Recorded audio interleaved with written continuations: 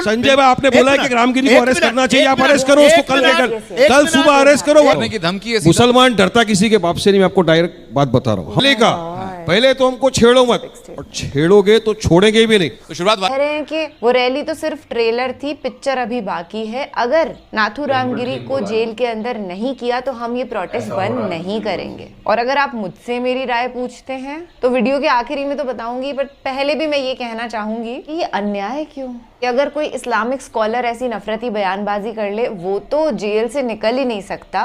Practically आप देख रहे हैं देश में हो रहे हैं। और नाथू रामगिरी ने, नीतीश राणे ने इतनी भड़काऊ बातें करी, मस्जिद के अंदर घुस के मारने की बातें करी, उनको जेल नहीं भेजा जा रहा है। कितना घोर पाप है, अन्याय है ये, और हम इस अन्याय के सख्त खिलाफ हैं। ये भी सच बात है कि जिस देश का लीडर है, जिसको जनता ने इलेक्ट किया, वो ऐसा हो कि कपड़े देख करके घुसपैठियों को पहचान लेता है, जिसके खुद के ढेर सारे भाई बहन हैं पर किसी खास कम्युनिटी को ज्यादा बच्चे पैदा करने वाला वो कहता है। विपक्ष को कहता है भैंस चुराने वाला, ऑपोजिशन उनके लिए सोना चांदी जमीन भैंस ये सब चुराता है और खुद बड़ा दूध का धुला बन जाता है। तो फिर सड़कों पर ये सब दंगे, ये सब बातें, रायट्स होना तो एक लाजमी सी बात हो गई ना। दुर्भाग्य है हमारा, पर सच है, क्या करें, रोक नहीं पाते अपने आप को सच बोलने से, और कभी रोकेंगे भी नहीं। वो तो धन्यवाद आपको करती हूँ कि आप सच की बात तो सुनते हैं, मन की बात में तो मन की बात होती नहीं।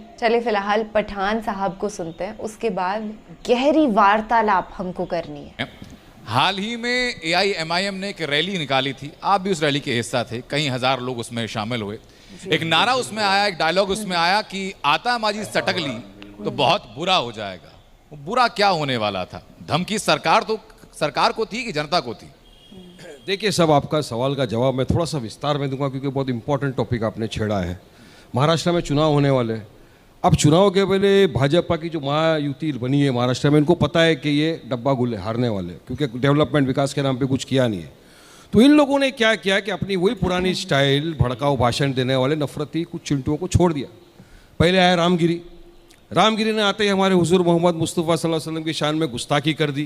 उन्होंने अपने अल्फाज से भारतीय ही मुसलमान नहीं, पूरे विश्व के जितने मुसलमान हैं उनके दिलों को ठेस पहुंचा दी। हमने कहा उसके खिलाफ FIR करो। अब FIR तो दूर की बात है, मुख्यमंत्री जो है शिंदे साहब, वो एक मंच पे उसी दिन बैठते हैं उसके साथ और बोलते हैं कि रामगिरी का बाल भी मैं बाका नहीं होने दूंगा। तो कहाँ से हमको इंसाफ मिलेगा? अब ये खत्म नहीं होता तो 2-4 दिन के बाद वो दूसरा आ जाता है, छोटा वाला राणे। वो तो आके सीधा बोल देते हैं। राणे की बात कर रहे हैं आप?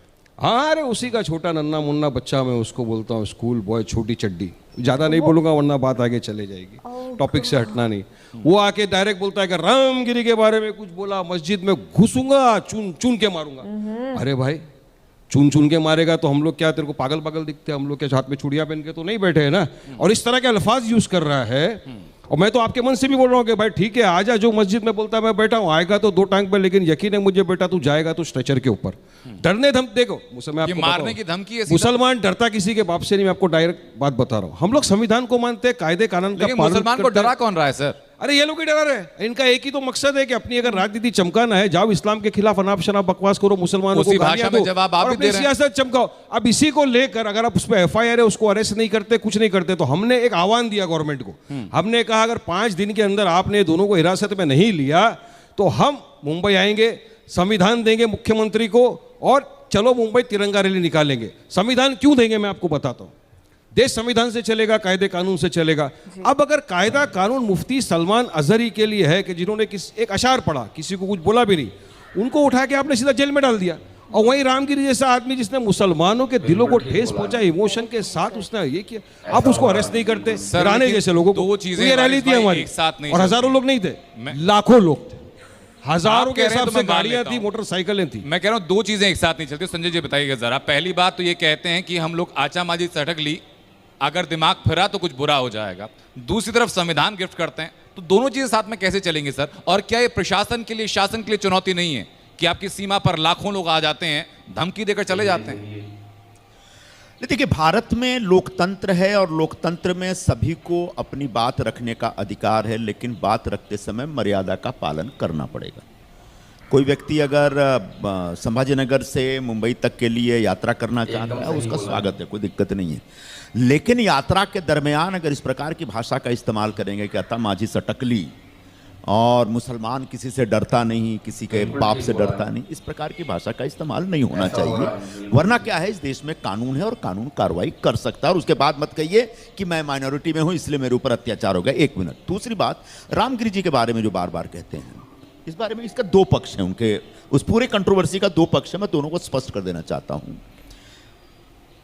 हिंदू हृदय सम्राट बाला साहब ठाकरे ने कभी भी यह नहीं कहा कि किसी भी धर्म या धर्मगुरु का अपमान करो।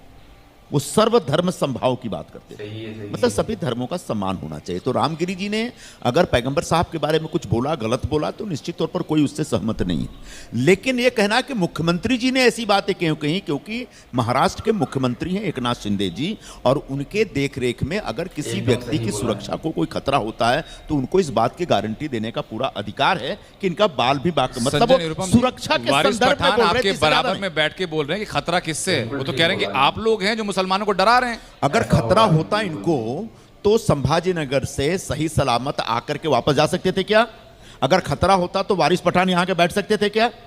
तो ये तो मुसलमान, एक वारिस पठान जैसे जो मुसलमान है, मुसलमानों के अंदर डर पैदा करने के लिए, उनको डराने के लिए, धमकाने के लिए और उनको अपनी तरफ आकर्षित करने के लिए इस प्रकार का एक डर का भाव लोगों के मन में पैदा कर रहे हैं, जो कि सरासर गलत है। अभी भी डरा रहे हैं, एक बोलने की कोशिश कर रहे हैं, आप बोलने नहीं दे रहे हैं। संजय भाई सुनिए, रिक्वेस्ट कर रहा हूं, की बात हुई, मैं ये मैं कह रहा हूं, एक बहुत इंपॉर्टेंट पॉइंट बोल रहा हूं। संजय भाई, आप लोग बार बार बोलते हो हिंदू खतरे में। अरे हिंदू कैसा खतरे में? प्रधानमंत्री हिंदू, रक्षा के मंत्री हिंदू, होम मिनिस्टर हिंदू, तमाम लोग हिंदू, तो फिर हिंदू खतरे में कैसा? और माइनॉरिटी पे तो मुसलमान है। लेकिन हम लोग कायदे कानून का पालन करते हैं, संविधान का पालन करते हैं, इसलिए खामोश बैठते हैं। आप संविधान के तार तार कर रहे हो रोज, आप कायदे कानून का पालन नहीं कर रहे हो रोज। अगर ये अल्फाज वारिस पठान ने बोला होता, यकीन मानिए आप, मैं आपके मंच पे नहीं होता, जेल में होता। लेकिन नीतीश राणे घूम रहा है, रामगिरी घूम रहा है, कोई अरेस्ट नहीं, इसलिए हमने संविधान देने की बात की। ऐसा नहीं है, ऐसा संविधान नहीं देंगे हम कि आप संविधान से चलाइए महाराष्ट्र राज्य के अंदर। महाराष्ट्र है क्या, मुख्यमंत्री है, आप इस तरह नहीं बोल सकते कि इसके बाल को हाथ नहीं लगाने दूंगा, बाल बांका नहीं होने दूंगा। और क्या मस्जिद में घुस के मारेगा, चुन चुन के मारेगा? अगर मैं बोल दूं कि मैं आके मारूंगा तो मेरे ठीक है, जरा मेरी बात सुन लीजिए। प्रॉब्लम यही हो रहा है ना इन लोग के साथ। आप अरे यहाँ तो मेरे हक मत छीनो संजय भाई, मुझे बोलने तो दो। मेरी आवाज को यहाँ दबाने की कोशिश मत करो, हालांकि मेरी आवाज बहुत बाबा से बोले। वारिस पठान साहब, आवाज कहीं दबी नहीं है आपकी। नहीं, ना तो यहाँ दबी थी, ना मुंबई के रास्तों पर जब आप बातें कर रहे थे, ना वहां दबी थी। ना दबेगी नहीं, आवाज दबेगी नहीं। मैंने पहले ही कहा, पहले तो हमको छेड़ो मत, और छेड़ोगे तो छोड़ेंगे भी नहीं। हमारी जुबान की आतिशबाजी का मुकाबला नहीं कर सकते। आप बोलेंगे तो हम खामोश बैठेंगे। अब मैं बोलूंगा तो ऐसा बोलेंगे कि हालत खराब कर देंगे। मैं बोलूंगा अभी। बोलिए। अब इस प्रकार की भाषा का इस्तेमाल करना अच्छी बात नहीं। छेड़ोगे तो छोड़ूंगा नहीं, तो सामने वाला ही बोला मैं भी नहीं छोड़ूंगा, तो सामने। अच्छा, आप नीतीश राणे बार बार कहते हैं उनके खिलाफ 2-2 FIR हो चुका है। जहां भी उन्हें बयान दिया, अहमदनगर में उन्हें बयान दिया था, वहां पर 2-2 FIR हो चुके हैं और कानून अपना काम कर रहा है। मतलब ऐसा नहीं, मतलब एक सत्तारूढ़ दल का MLA है, बावजूद इसके अगर